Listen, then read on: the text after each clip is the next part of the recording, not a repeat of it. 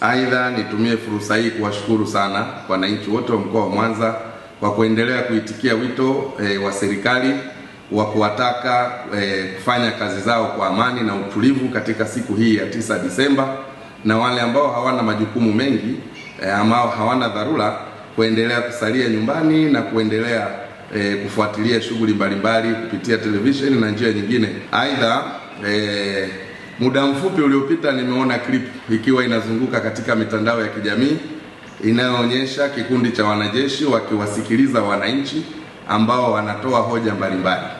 Nataka niwahakikishie wananchi wa mkoa wa Mwanza, kwanza waondoe hofu, lakini pili, nikiwa mwenyekiti wa kamati ya usalama na wahakikishieni kwamba clip hiyo ni clip ambayo ilirekodiwa tarehe 31 Oktoba baada ya kutangazwa kwa matokeo ya uchaguzi mkuu wa tarehe 29 Oktoba.